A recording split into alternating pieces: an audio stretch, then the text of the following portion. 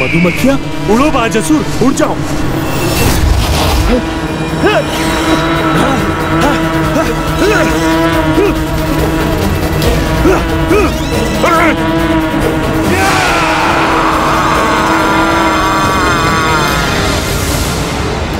हो गया कल्याण, मधुमक्खियों से तो बच जाएंगे, पर माता अहिल्या से कौन बचाएगा?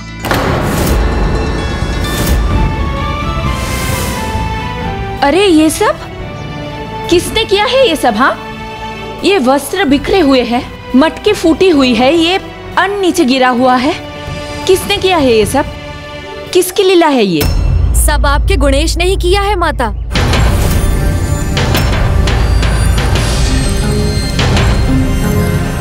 देखिए ना माता, सारे धुले वस्त्र फिर से मैले करवा दिए गुणेश ने। और गुणेश ने अन्न भी गिरा दिया माता। और मेरी मटकी भी फोड़ दी गुणेश ने।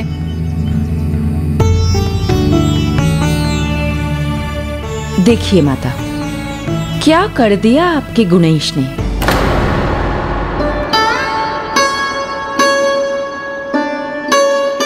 जब से गुणेश आया है, आप उसे हमारा गुणेश कहते थक नहीं रही थी, और आज जब उससे भूल हुई है तो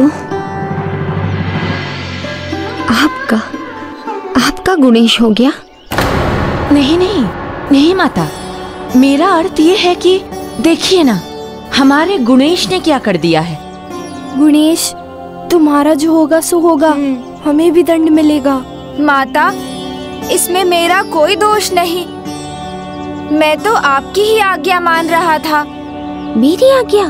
हाँ माता, आपने कहा था ना आश्रम के बाहर मत जाना, तो जब मधुमक्खियाँ पीछे पड़ी तो आश्रम में ही भागना पड़ा और ये सब हो गया। मधुमक्खियाँ? पुत्र?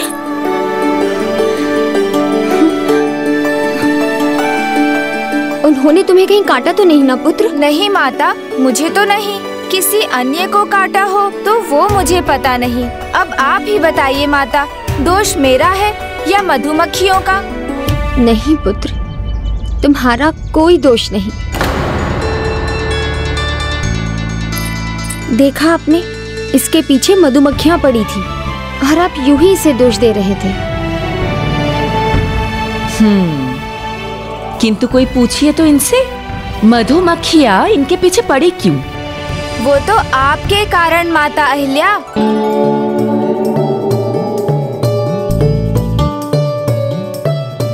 मेरे कारण? कैसे? वो माता, आप अकेले अकेले लड्डू खा रही थी, हमने देख लिया, हमें भी मीठा खाने का मन हुआ और वृक्ष से मीठा मधु गिर रहा था, तो हम सब भी मीठे का आनंद लेने लगे। ये क्या गुणेश, सारा दोष मुझ पर?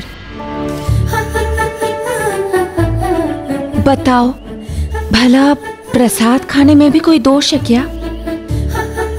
ये भी कोई कारण हुआ मधु के पीछे भागने का? हाँ, कोई बात नहीं, आज के बाद मधु के पीछे भागने की अब कोई आवश्यकता नहीं पड़ेगी तुम सबको।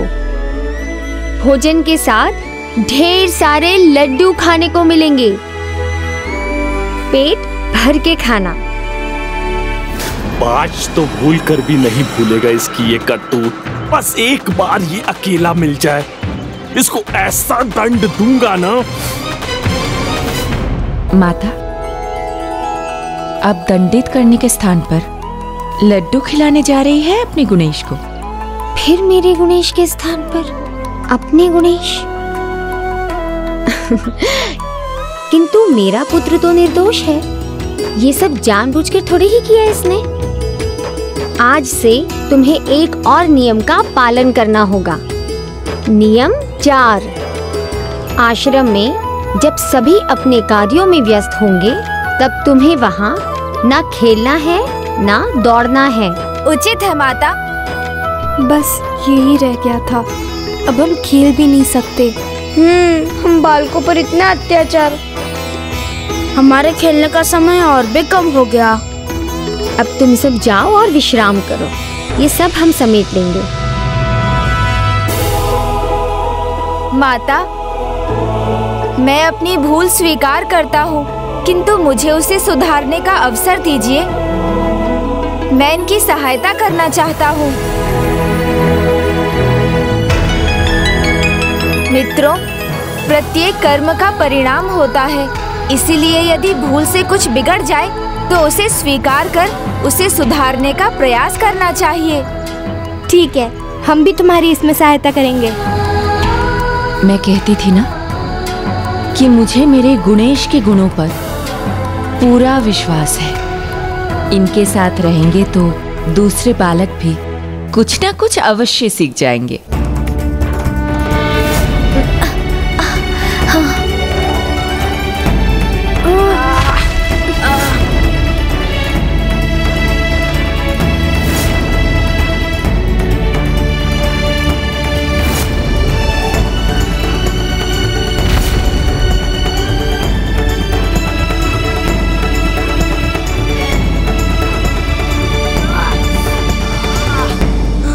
अब सब काम हो गया, अब हमें विश्राम करना चाहिए। ठीक है, चले जाओ। चलो मित्रों।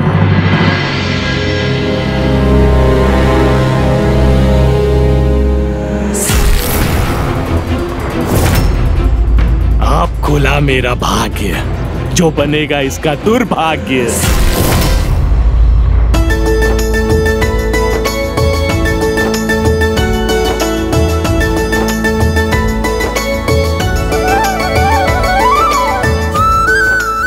गुणेश, क्या हुआ?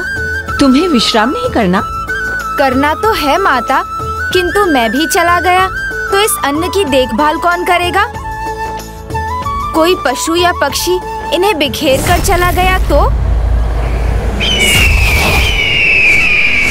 उसकी चिंता तुम मत करो, तुम जाओ, मैं किसी और को भेजती हूँ इसकी निगरानी रखने। नहीं माता, भूल मुझसे हुई थी, इसलिए ये तो मेरा ही कर्तव्य है ना। गुणेश, इसके पीछे तुम्हारी कोई नटखट बाल लीला तो नहीं है ना?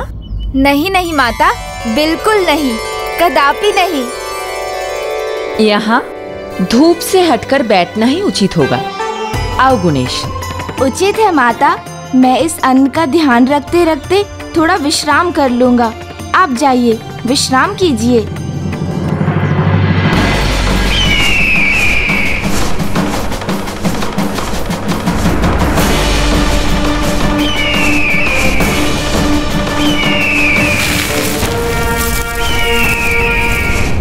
बाजी, क्या कर रहे हैं?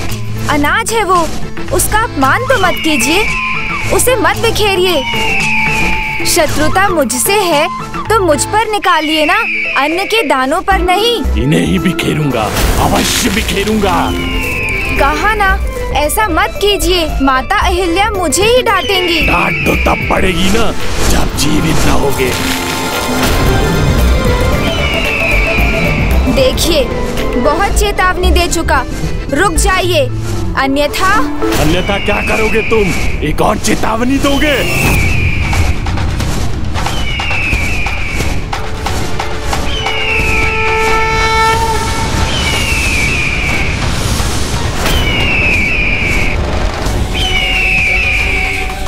कितना मना किया था, आप माने ही नहीं। छोड़ो, छोड़ो मुझे, छोड़ दो दुष्ट बालक। लो, छोड़ दिया।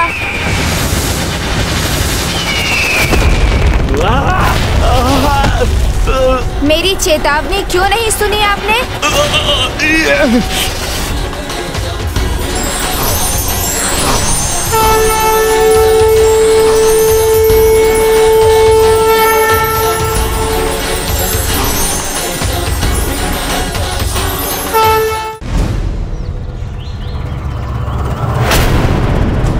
अन्न के दाने कितने बिखरे पड़े हैं।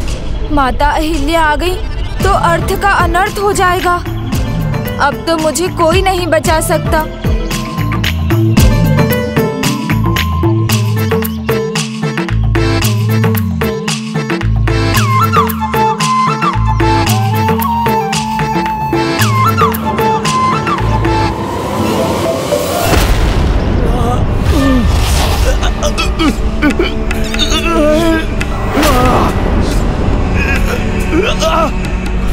एक बालक से पराजित हो गए। मेरी मानो तो तुम भी यहाँ से निकल जाओ। वो कोई साधारण बालक नहीं है, अद्भुत है। उससे भिड़े तो तुम्हारा भी यही परिणाम होगा। वास्तव में वो तो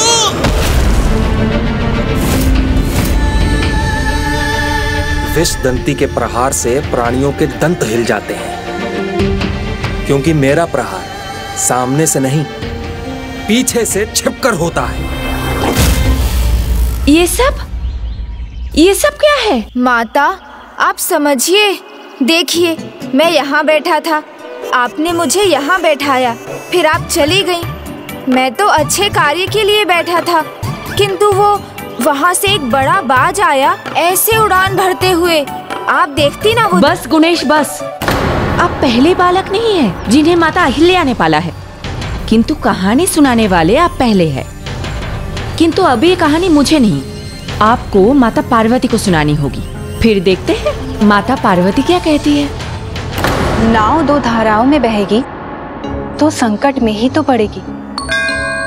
माता अहिल्या विश्वास और अविश्वास के अधर में थी, और गुणेश पर तो अभी एक और संकट छाने वाला था, है ना स्वामी? जहाँ परम श्री कृष्ण के तत्व हों, वहाँ तो एक ही धारा बहती है, नटखट बाल लीलाओं की। सभी उसी के भाव में बहकर मुग्ध हो जाते हैं। तो श्री गुणेश उन बाल लीलाओं में पीछे कैसे रहते, जिनमें एक सरलता भी है और जिनके पीछे एक गूढ़ रहस्य भी छुपा है। हे प्रभु, सबकी आशा पर निराशा के काले बादल न छा जाए।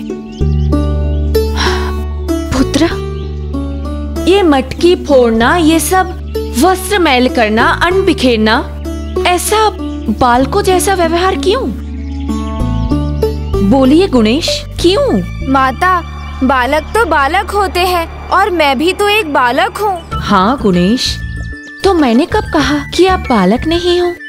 किंतु यदि आपके कारण किसी को कष्ट हो, ये क्या कोई अच्छी बात है? बिल्कुल भी अच्छी बात नहीं है। किंतु माता, आप मेरी बात भी तो ध्यान से सुनिए। मैंने कुछ नहीं किया, मैं समझाता हूँ। नहीं नहीं नहीं गुणेश, अब मुझे कुछ नहीं समझना। अब जो कुछ भी समझाना माता पार्वती को समझाना, वो समझेंगे भी और आपको समझाएंगे भी। वो माता है तो आप भी तो मेरी गुरु माता हैं।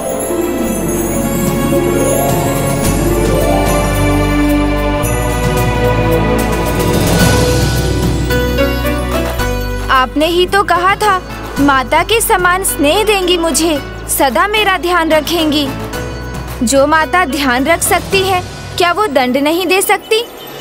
आप जो भी दंड देंगी मुझे स्वीकार है माता। इसका अर्थ ये है कि ये नटखट अपराध आपने ही किया है। लगता है गुरु माता ने गुणेश को पकड़ लिया। माता, दंड दीजिए, अवश्य दीजिए, किंतु बस इतना सुन लीजिए, ये सब जो भी हुआ एक विशालकाय बाज के कारण हुआ। ओह, अच्छा अच्छा, तो एक विशालकाय पक्षी था इसके पीछे ना? माता मेरी बात मान लेंगी तो कम दंड मिलेगा। हाँ माता, इतने लंबे विशाल पंख फैलाए, अपनी बड़ी सी चोंच बड़े बड़े पंजों के साथ आया था यहाँ। वो बार बार अन्न बिखेर रहा था। मैंने तो उसे बहुत रोका, किंतु माता वो। बस गुणेश, कहानी गढ़नी ही थी तो कुछ और ही कर लेते। एक विशालकाय पक्षी यहाँ क्यों आएगा? और वो भला अन्न क्यों बिखेरेगा? हाँ गुणेश, मैं खूब समझ रही हूँ तुम्हारी ये लीला।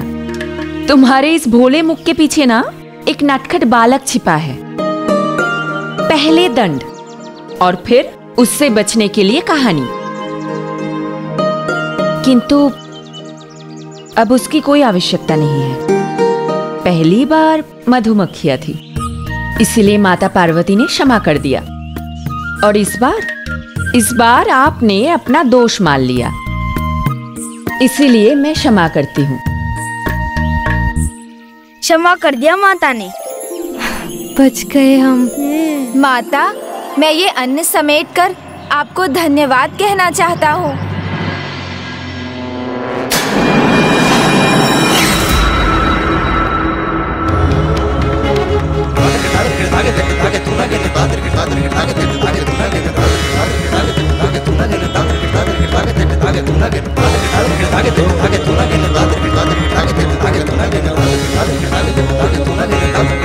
गुणेश, ये क्या कर रहे हो?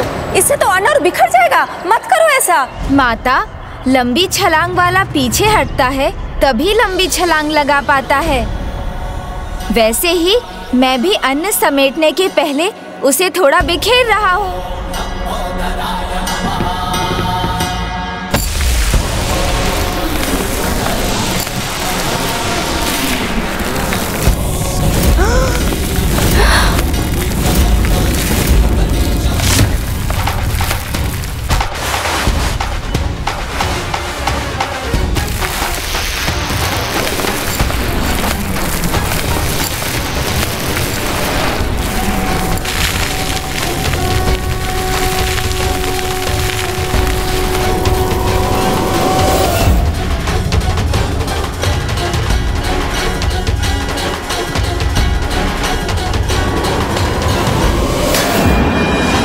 साधारण तो नहीं है ये बालक। उचित है, ये तो ठीक कर दिया आपने, किंतु इतना ही पर्याप्त नहीं है। अब एक अच्छे बालक के समान रहना भी होगा और अपने इस नटखट स्वभाव को नियंत्रण भी करना होगा। इसके पश्चात कुछ हुआ तो देख लेना।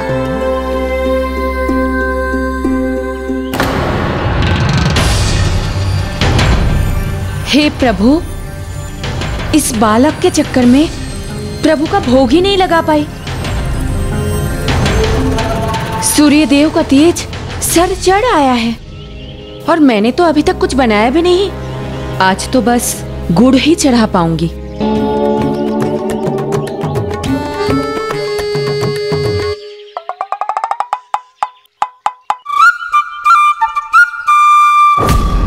बात सुर ने उचित कहा था कि दिव्य भी है ये बालक और चतुर भी, किंतु इसकी चतुराई भी विषदंती के विष से नहीं बचा सकेगी इसे। ऐसा वार करूंगा किसी को आभास भी नहीं होगा और मेरा कार्य भी संपन्न होगा। अब क्या करने वाला है गुणेश? चलो देखते हैं ना। नहीं नहीं, मैं संकट में नहीं पड़ना चाहती। पता नहीं गुणेश क्या करने वाला है।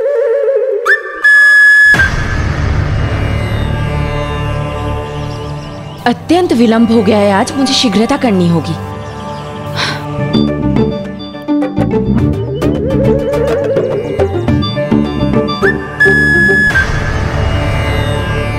प्रभु, आज मुझे क्षमा कर, भोग मानकर इस गुड़ को ही स्वीकार करने की कृपा कीजिए। माता भगवान को भोग चढ़ा रही हैं, तो थोड़ा गुड़ मुझे भी तो दे सकती थी। मैंने इतना श्रम किया है, मेरा पेट भी भूख से गुड़गुड़ कर रहा है। ओहो, मुझे फिर से भंडार गृह जाना होगा।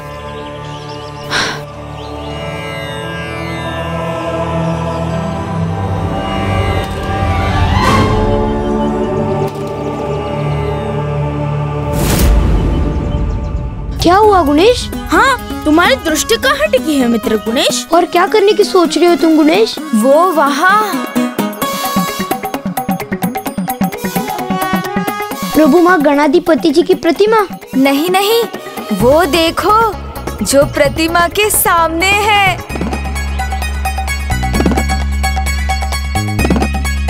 दीपक, वहाँ तो दीपक है। हाँ, और वहाँ तो कुछ है नहीं। वो गुड़ से भरी थाल, वो देखो ना। हाँ, थाल तो है वहाँ, पर करोगे क्या? गुड़ ले आऊंगा, मिल बांट कर खाएंगे।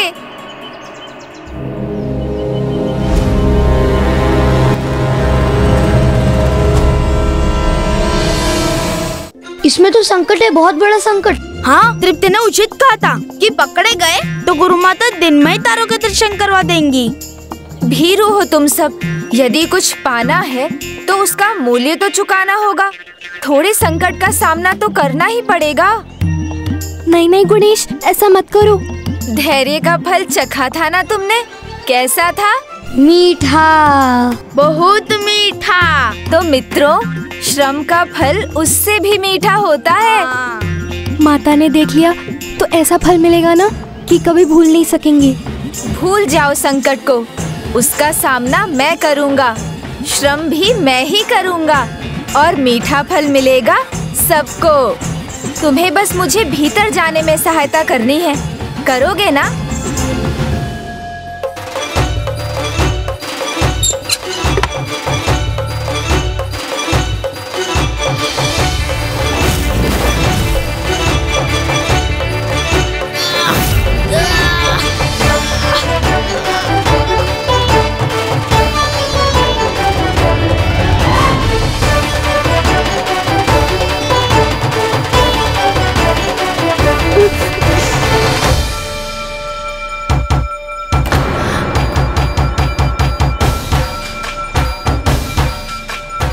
माता तो लौट रही हैं।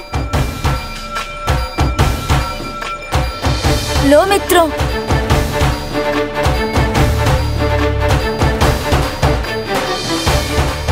माता आ गई, शीघ्रता करो। गुणेश शीघ्रता करो। कर तो रहा हो किंतु आ नहीं पा रहा। हाथ दो गुणेश, हाथ दो। विश्वास नहीं होता, ये वही चमत्कारी बालक है जिसने बांसुर को फेंक दिया, बिखरे हुए अन्न को पल में समेट दिया और अब ये खिड़की से बाहर नहीं निकल पा रहा। कैसे हम लोग पकड़े? हाथ दो, हाथ दो।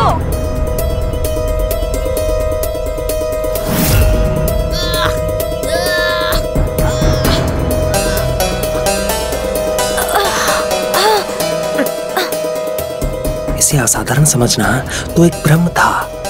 मैं तो जो करूंगा बाद में करूंगा, लेकिन सबसे पहले दंड तो इसकी माता ही इसे देंगी।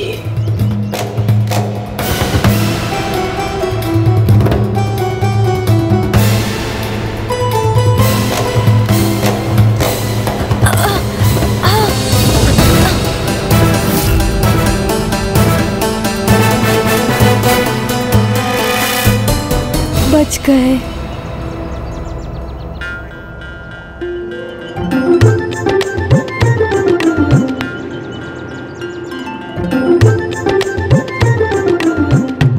मैंने कहा था ना चिंता मत करो। लो अब खाओ, चिंता मत करो, खाओ खाओ।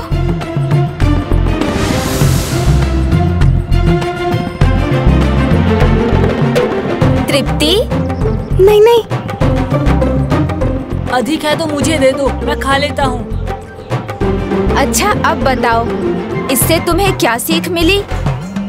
श्रम करने में सफलता असफलता नहीं देखते, बस श्रम करते हैं, फिर मीठा, बहुत मीठा फल मिलता है। मन तो मेरा भी कर रहा है, किंतु माता के क्रोध से डर लग रहा है।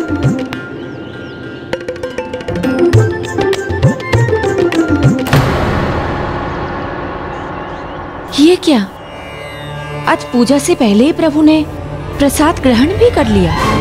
ये कैसे हो सकता है? संभव है आज शीघ्रता करते करते मैं खाली थाल लेके चली आई।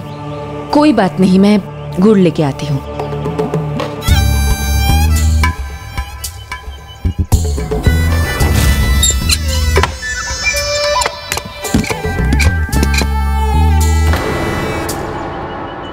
आहा, माता और गुड़ ला रही है। थोड़ा और परिश्रम करती है ना।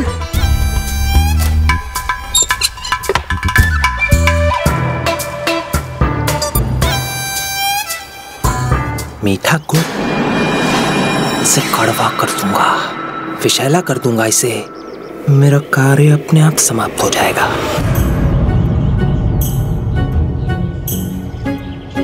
आज बार बार विलंब हो रहा है। पता नहीं मैं गुड़ लाना कैसे भूल गई।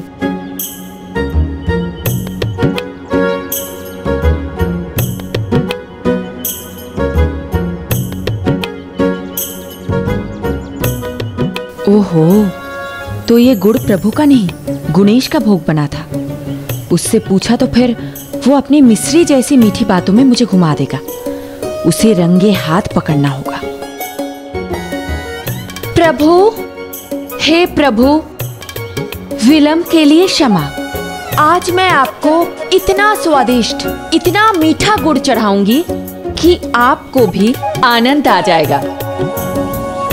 आनंद आएगा, बहुत आनंद आएगा। ये गुड़ देखकर तो मेरे मुंह में पहले से ही पानी आने लग गया।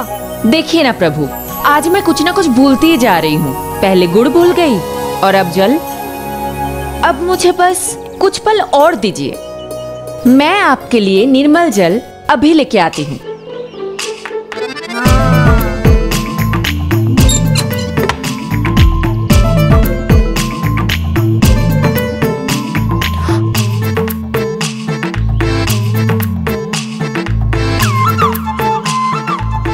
ये तो जाल है, माता तो यहीं खड़ी है। चलो चलो, शीघ्रता करो।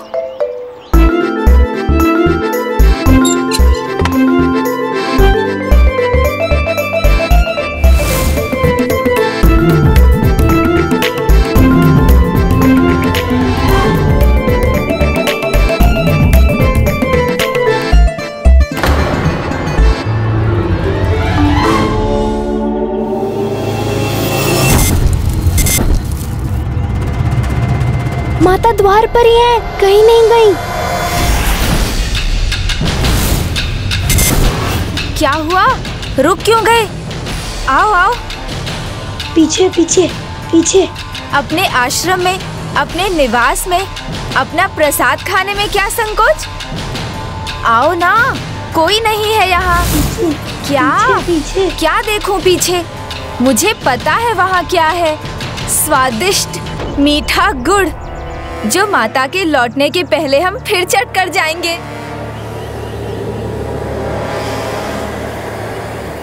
अवश्य, भोग तो तुम्हें अवश्य मिलेगा, किंतु गुड़ का नहीं। माता,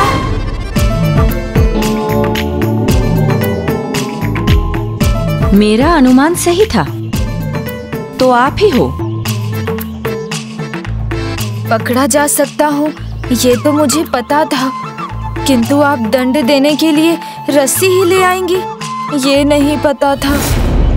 कुशलासुर, तुम्हें इसी अवसर का लाभ उठाना है। अब ये इसे बांधेंगी और मैं इसे भेदूंगा।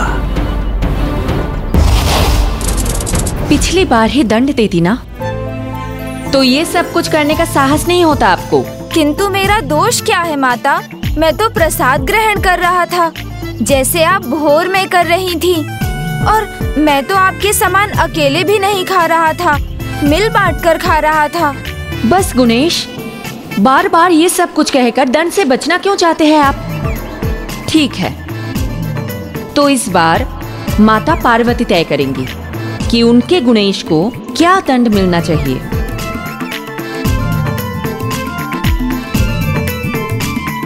आप फिर भूल रही हैं माता, आपने तो मेरा ध्यान रखने का वचन दिया था, और अब आप ही मुझे दंड दिलवाने ले जा रही हैं। माता अपने बालकों को कष्ट होते हुए, दंडित होते हुए नहीं देख सकती। वो तो उन्हें बचाती है, उनकी भूल समझाती है, और आप मुझे समझाने के स्थान पर दंड दिलवाने ले जा रही हैं। आप एक बार और समझा कर देखिए ना। आप समझाएंगी तो मैं समझ जाऊंगा, फिर कोई दोष नहीं होगा मुझसे, और यदि हुआ तो जितना कठोर दंड चाहे दे दीजिएगा। आप माता है मेरी, ये तो आपका अधिकार है माता। तो ऐसा कुछ करते ही क्यों हो जिससे मुझे क्रोध आए और फिर समझाना पड़े? किंतु संतान बुरी आदतें सीखे, माता ये भी तो नहीं चाहती ना। गुणेश, गुड़ खाने में कोई दोष नहीं है, किंतु बिना बताए खाना ये उचित नहीं है। मैं समझ गया माता, अब जब तक मुझे ना दिया जाए मैं कुछ नहीं खाऊंगा। हाँ, किंतु भूखा भी नहीं रहना है। भूख लगे तो मुझसे मांग लेना। उचित है माता।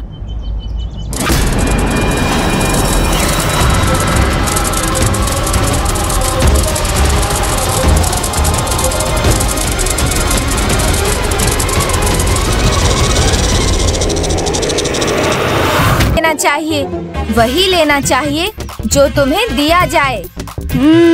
बात तो सही है, इस बात का ध्यान रखना।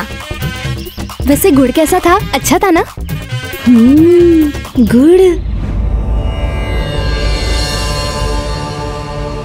हे प्रभु, क्षमा करें, आज भोग में इतना विलंब हो गया। गुड़ का भोग लगाया आपको और ग्रहण किया गुणेश ने। चिंता मत करो तृप्ति, तुम्हें तो और भी स्वादिष्ट गुड़ मिलेगा।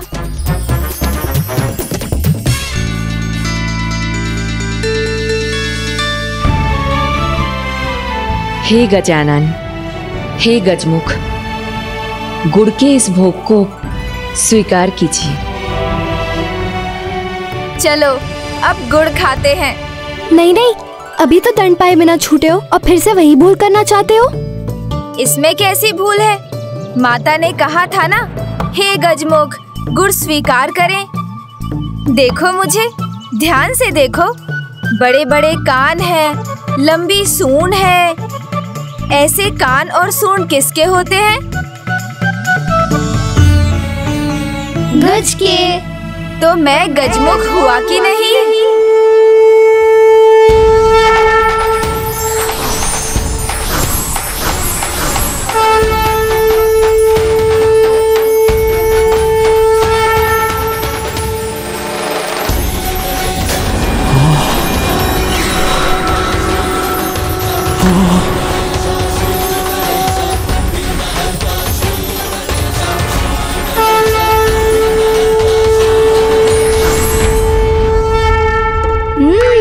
बात तो सही है। गजानन गजमुख, जिसका मुंह गज जैसा हो। तुम्हारा मुख तो गज जैसा ही है। हाँ, तुम तो गजमुख हो। अब तो मानते हो कि माता ने ये भोग मुझे ही चढ़ाया है।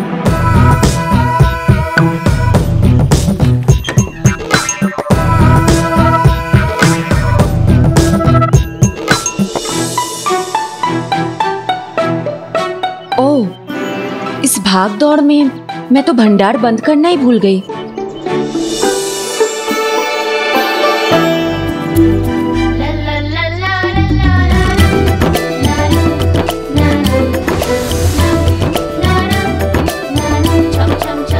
लो खाओ, तुम सब खाओ।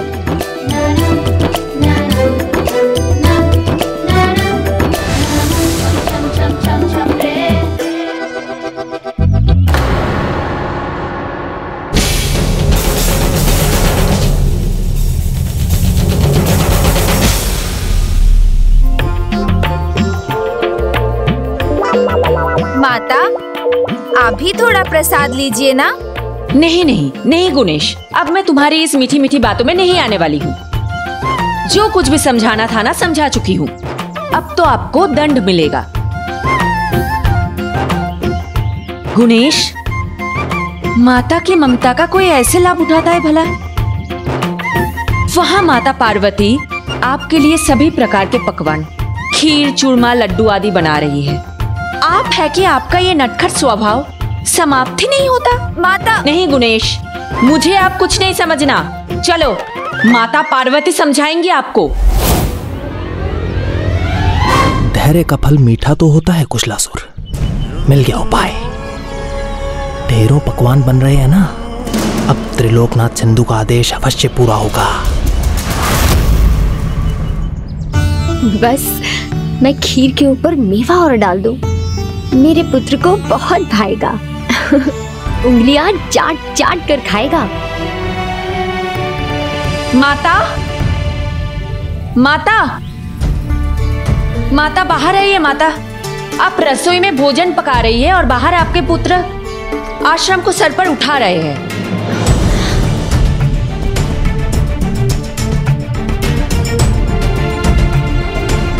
माता, यदि आपके पुत्र गुणेश को छुप छुप कर भगवान को चढ़ा गुड़ ही खाना है, तो आपके इतने परिश्रम से स्वादिष्ट पकवान बनाने का क्या लाभ?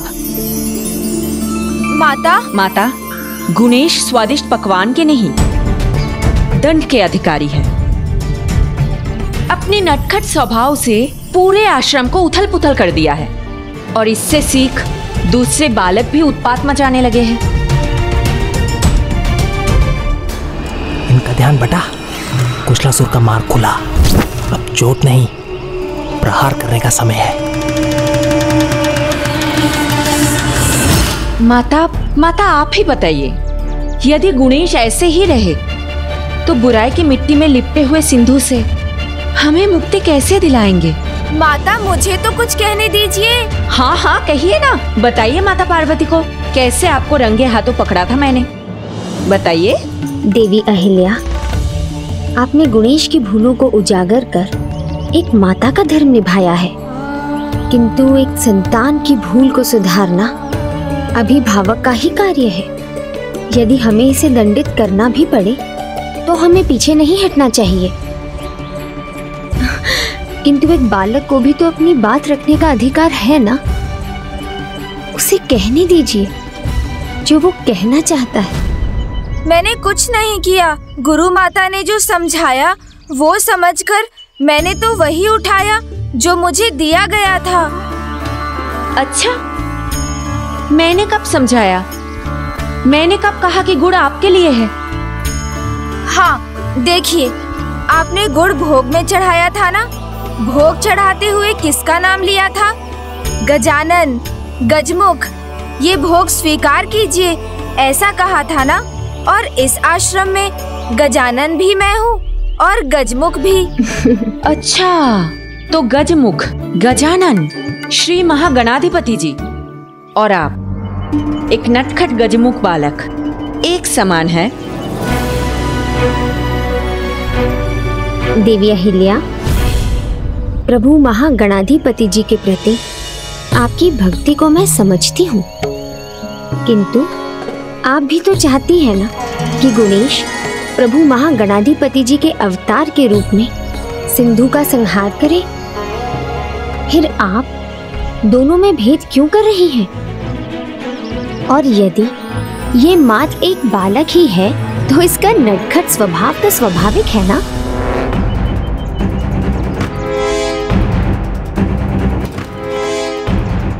ये दबे पांव रसोई के भीतर कौन गया? पुत्र, जो कार्य अनुचित है वो अनुचित ही होता है, फिर उसे कैसे भी क्यों ना किया जाए। किंतु जो कार्य सही है, यदि उसे अनुचित प्रकार से किया जाए तो वो अनुचित ही होता है। गुड़ खाने में कोई दोष नहीं, किंतु तुमने गुड़ बिना पूछे उठाया, वो अनुचित था। सही तो ये होता कि तुम्हारा गुड़ खाने का मन है और तुम माता अहिल्या से गुड़ मांग लेते, वो स्वयं तुम्हें दे देती। पुत्र, अब जब भी तुम्हें भूख लगे या कुछ खाने का मन हो तो मुझसे या माता अहिल्या से मांग लेना। रसोई घर में इस प्रकार प्रवेश कर ये करना क्या चाहता है?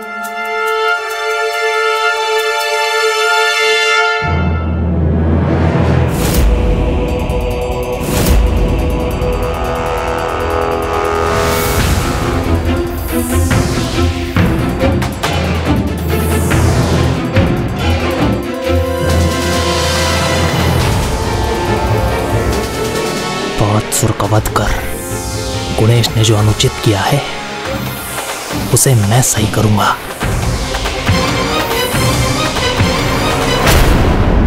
इसने तो सारा भोजन विषैला कर दिया।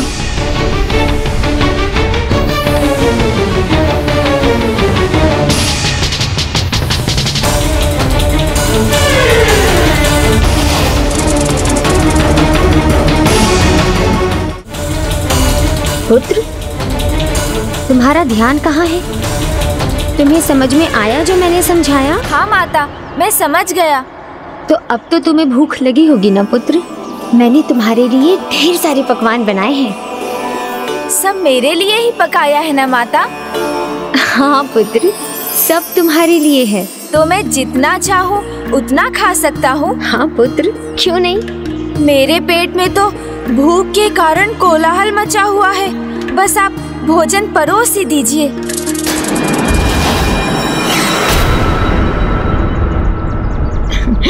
देवी अहिल्या, आप सभी को बुला लीजिए, मैं भोजन पात्र लेकर आती हूँ। अब यहीं रहना पुत्र, हम दोनों अभी आते हैं। माता, सत्य कहिए, मैं जितना चाहूँ उतना भोजन कर सकता हूँ ना? उसके लिए आपकी अनुमति है ना? हाँ पुत्र, तुम्हारा जितना मन करे उतना खाना। और चिंता मत करना पुत्र, यदि भोजन कम भी पड़ जाए तो भी हम और पका देंगे, किंतु तब तक कोई शरारत नहीं, ठीक है? हाँ माता, आप चिंता मत कीजिए, मैं कोई शैतानी नहीं करूँगा। चलिए। शीघ्रता करो बालक, तो मैं भी शुभ समाचार त्रिलोकनाथ सिंधु तक पहुंचा सकूं।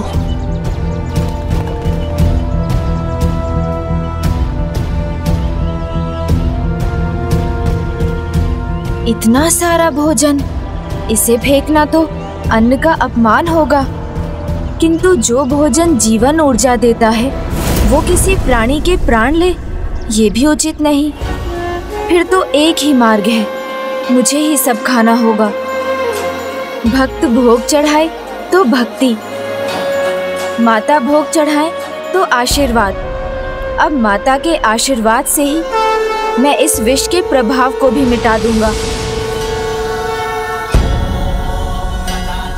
इतना भोजन सामने पड़ा है तो ये गुड़ क्यों खा रहा है?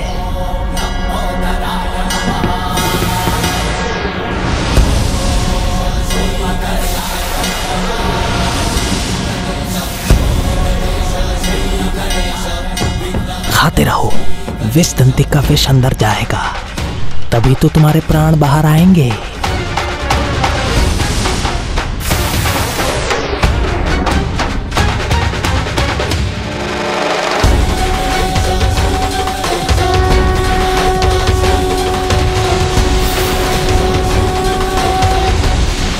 असंभव है ये, मेरा कांटा तो जल भी नहीं मांगता, फिर ये बालक मेरे विष के प्रभाव से सुरक्षित कैसे है? आप लोग आसन ग्रहण कीजिए, हम भोजन लेकर आते हैं। आइए माता।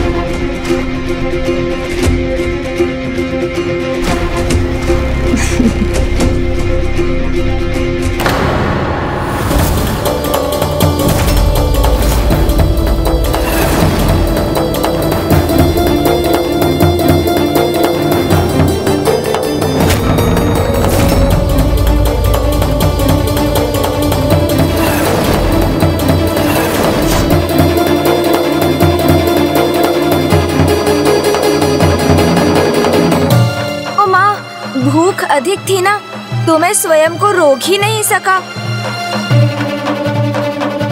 गुणेश, इतना सारा भोजन अकेले खा गई तुम? अब समझ में आया कि तुम्हारा पेट हम सबसे बड़ा क्यों है। पकवान इतने स्वादिष्ट हो तो भूख तो बढ़ ही जाती है। अभी और होता ना तो मैं वो भी खा जाता।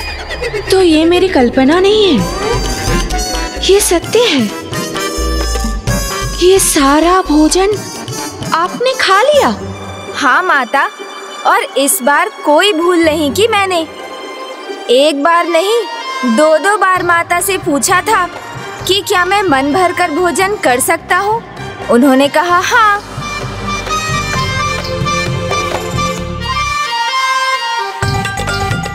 किंतु ये पात्र तो बचा हुआ है। चलो, हम सब के लिए इतना तो बचा हुआ है। इस विषैली खीर पर मेरी दृष्टि तो पड़ी ही नहीं। इसे नहीं चखा मैंने। रुको मित्रों, ये भी मैं ही खाऊंगा।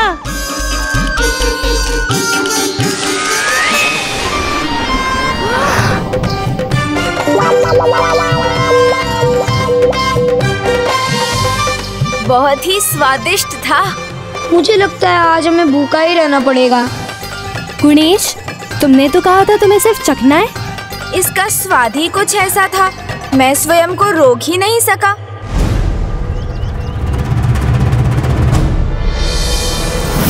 ये किसी साधारण बालक के बस की बात नहीं। त्रिलोकनाथ सिंधु को सचेत करना चाहिए। चेतावनी तो तुम दोगे सिंधु को, किंतु वही जो मैं चाहूंगा, जिससे इस आश्रम पर फिर कोई संकट ना आए।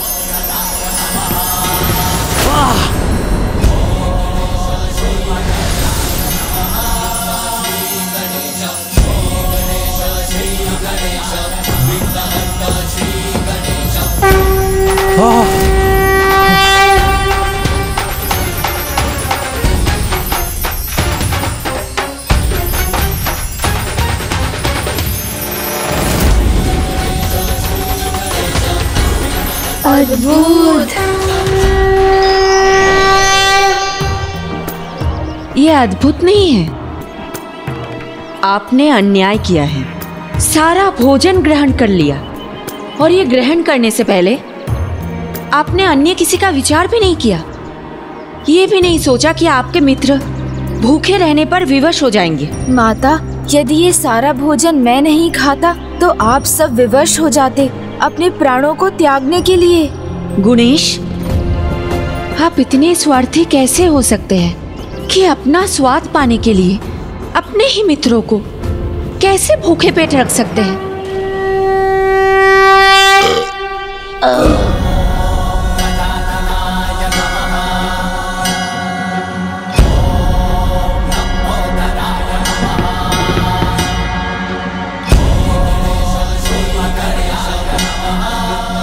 माता, आप गणेश को कुछ मत कहिए। गणेश ने खा लिया तो हम सबकी भूख मिट गई।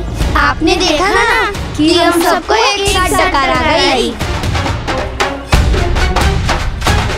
माता, ये सब कुछ गणेश को बढ़ावा देने के लिए कर रहे हैं, जिससे इनको भी ये सब कुछ करने का बहाना मिल जाए। नहीं, ऐसा कुछ नहीं होगा।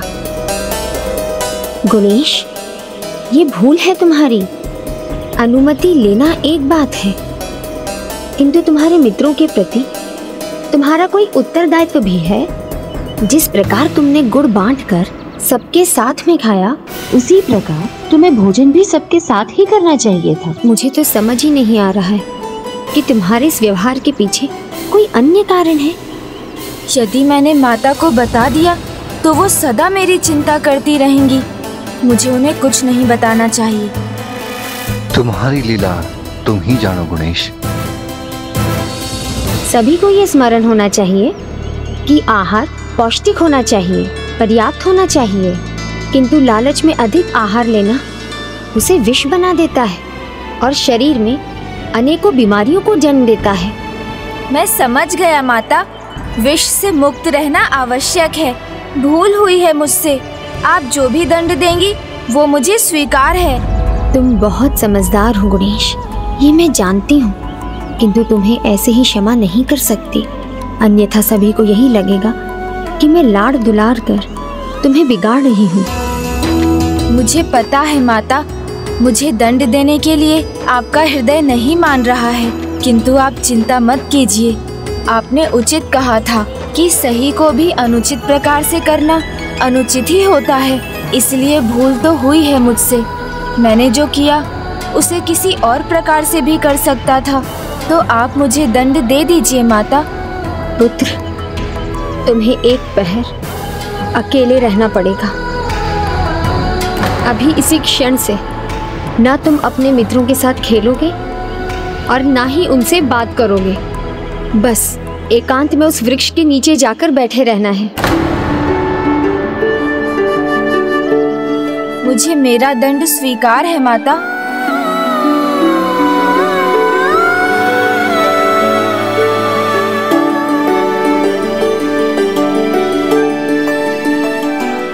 अपने पुत्र को दंड देना किस माँ को अच्छा लगता है। कितना अच्छा होता यदि मुझे ये नहीं करना होता।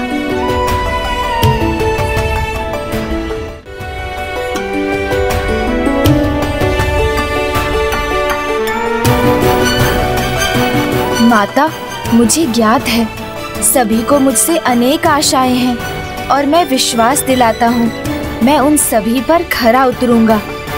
इस आश्रम पर, किसी भी आश्रम वासी पर मैं कोई संकट नहीं आने दूंगा।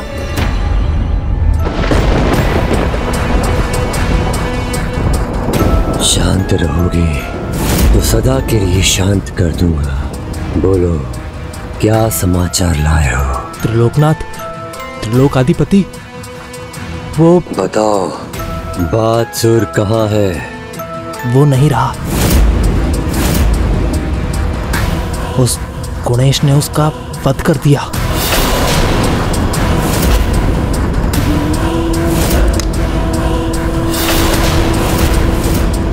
बादसुर, असाधारण योद्धा, उसका अंत कर दिया एक बालक ने, और तुमने कुछ नहीं किया। किया था त्रिलोकनाथ, किया था। मैंने उस आश्रम के पूरे भोजन में विष मिलाया था,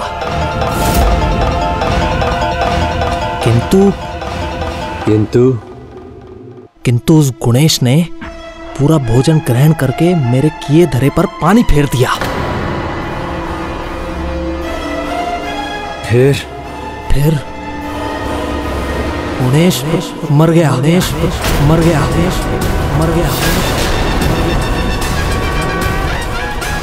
है? ये क्या हुआ? बोलना चाहा, बच गया, और मुख से निकला मर गया।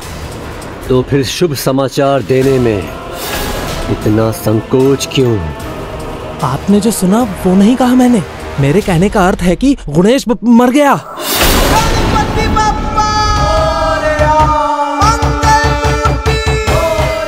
मेरी जिभा को ये क्या हुआ है? मुझे बोलना है बच गया, किंतु मुख से निकल रहा है मर गया। सुन चुका हूं मैं, वो बालक मर गया। नहीं त्रिलोकनाथ, गुणेश तो मर गया।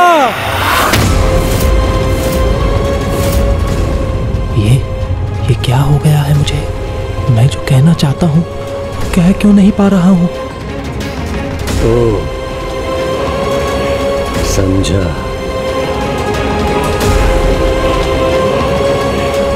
पुरस्कार चाहते हो तो मिलेगा पुरस्कार। जाओ, स्वर्ग लोक के सब सुख पाओ।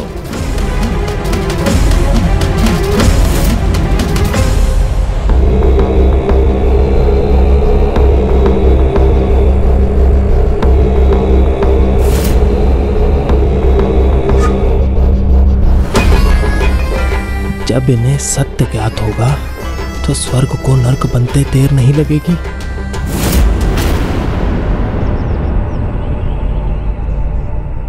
कोई बालक इस प्रकार शांत एकांत में बैठा रहे और उसकी माँ का हृदय व्याकुल ना हो, ये कैसे हो सकता है भला? तब तो मुझे भी क्रोध आ गया था, किंतु अब गुणेश को इस प्रकार अकेला देखकर मन बहुत दुखी हो रहा है। ये माँ और उसकी ममता का एक अनोखा गुण है। एक माँ ने दंड दिलवाया तो दूसरी माँ ने दंड दिया, और इसका सबसे अधिक दुख भी उन दोनों को ही हुआ। क्या हुआ प्रिय? आपका मन इतना शांत क्यों है? जब एक माँ का पुत्र शांत एकांत में बैठा हो तो उसका मन कैसे अशांत नहीं होगा स्वामी? किंतु ये दंड तो आप ही ने उसको दिया है। हाँ, दंड मैंने ही दिया है, जिससे वो एकांत में बैठकर अपनी भूल को समझ सके। किंतु स्वामी, वो है तो बालक ही ना। बालक अपनी भूल कहाँ समझ पाते हैं, ना ही उन पर विचार कर पाते हैं। यही तो बालपन है। और वो बालक आश्रम में आने के बाद एक पल के लिए भी वो अकेले नहीं रहे, और अब वो अकेले रहने पर विवश है। मैं चाहती हूँ जो सबकी कल्पना है वो साकार हो।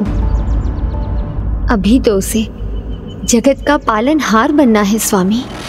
इसमें चिंता कैसी? जगत को जिसकी प्रतीक्षा थी वो पालनहार है वो, किंतु हमारी तो संतान है। बालपन, नटखट होना, ये तो बालकों का स्वभाव ही है। और हमारे गुणेश, वो तो अभी भी बालक ही है। क्या हमें उसके बालपन पर नियंत्रण नहीं रखना चाहिए? नहीं देवी, बालक साधारण हो या दिव्य, अत्यधिक नियंत्रण से उसका अपना व्यक्तित्व निखर ही नहीं पाता। न वो स्वतंत्र रूप से कुछ सोच पाता है, न कुछ कर पाता है। ऐसा बालक कभी भी सफलता का भागीदार नहीं बनता।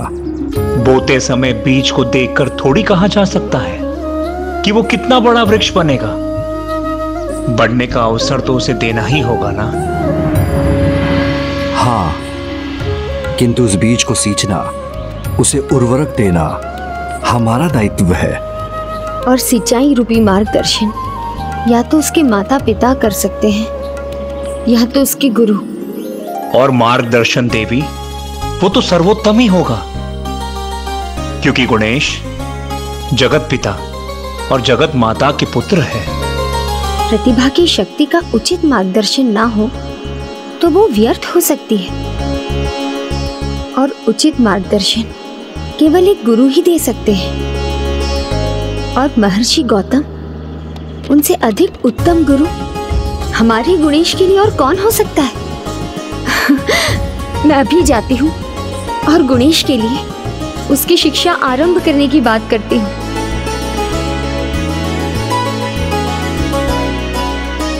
मैं अभी जाकर माता पार्वती को सुझाव देती हूँ कि वो शिक्षा के लिए गणेश को आपके पास भेजे, तभी गणेश उचित दिशा में आगे बढ़ेंगे।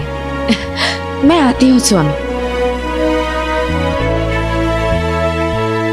मैं आपको कैसे समझाऊं देवी, गणेश गुणों के ईश है। मुझे अपने गुरु के रूप में पाकर वो नहीं, मैं उन्हें शिष्य के रूप में पाकर धन्य हो जाऊं।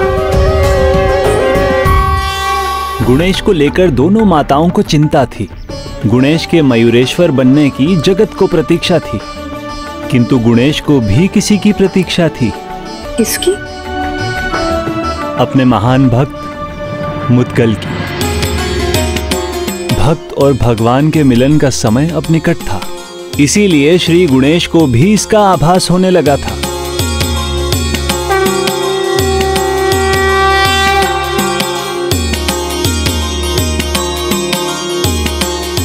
अब कुछ समय बाद गणेश का दंड समाप्त हो जाएगा।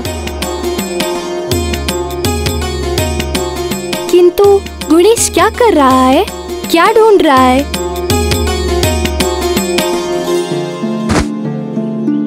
लगता है गणेश को फिर से भूख लग गई है।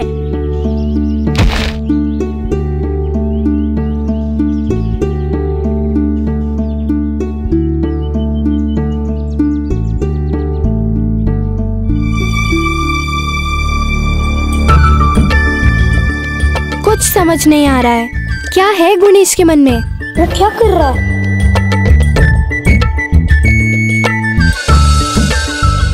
मुझे बड़ी जिज्ञासा हो रही है, सूर्यास्त तक की प्रतीक्षा कैसे करूं?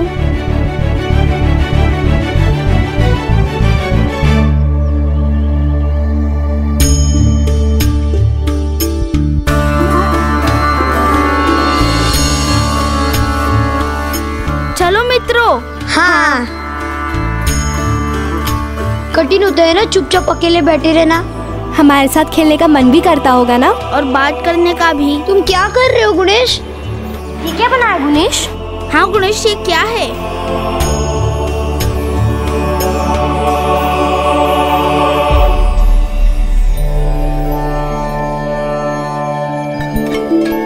कुछ बोल क्यों नहीं रहे हो? अब तो दंड भी समाप्त हो गया, अब तो कुछ बोलो। ये क्या है गणेश? भक्त और भगवान को भक्ति के तार से जोड़ने वाला एक तारा। कौन से भक्त?